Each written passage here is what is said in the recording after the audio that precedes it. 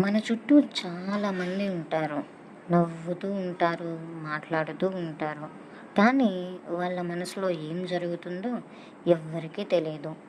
ఇది అలాంటి ఒక అబ్బాయి కథ. కార్తీక్ బీటెక్ ఫైనల్ ఇయర్ చదువుతున్నాడు. చిన్న ఫ్యామిలీ, సింపుల్ లైఫ్.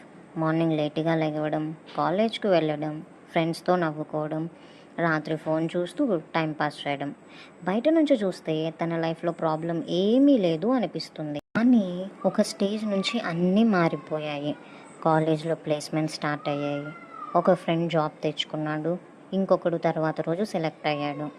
కార్తీక్ బయటకు నవ్వుతూ ఉన్నా లోపల మాత్రం కంపారిజన్ స్టార్ట్ అయ్యింది. వాట్సాప్ గ్రూప్లో ప్లేస్డ్ అని మెసేజెస్ వస్తుంటే తన కాన్ఫిడెన్స్ స్లోగా తగ్గిపోతుంది. ఇంట్లో ఎవ్వరూ డైరెక్ట్గా ఏం అడగరు, కానీ వాళ్ళ సైలెన్స్లో చాలా ప్రశ్నలు ఉంటాయి. ప్రిపరేషన్ ఎలా ఉందిరా అని ఫాదర్ అడగడం, తిన్నావా, టయర్డ్గా ఉన్నావా అని మదర్ అడిగేది. కార్తీక్ బాగానే ఉంది అని చెప్తాడు, కానీ అది నిజం కాదు. కార్తిక్కి తెలుసు తను చేంజ్ అవ్వాలి అని, కానీ హ్యాబిట్స్ మార్చడం అంత ఈజీ కాదు.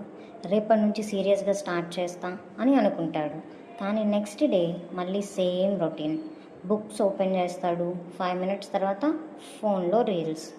టైం వెళ్ళిపోతూ ఉంటుంది, కానీ ప్రోగ్రెస్ మాత్రం ఉండదు. ఒకరోజు తన క్లోజ్ ఫ్రెండ్ కూడా జాబ్ తెచ్చుకున్నాడు. అందరూ సెలబ్రేట్ చేస్తున్నారు.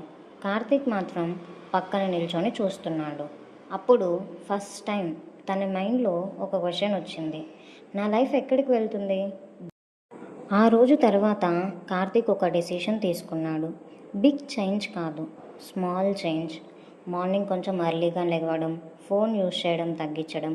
ఇమీడియట్గా రిజల్ట్ రాలేదు, కానీ కన్సిస్టెన్సీ స్టార్ట్ అయ్యింది. లైఫ్లో అన్నీ సడన్గా మారవు, కానీ చిన్న అడుగులు కూడా ఫ్యూచర్ని మార్చేస్తాయి. సక్సెస్ ఇమీడియట్గా రాదు, కానీ ట్రై చేయడం ఆపకపోతే ఛాన్స్ ఉంటుంది.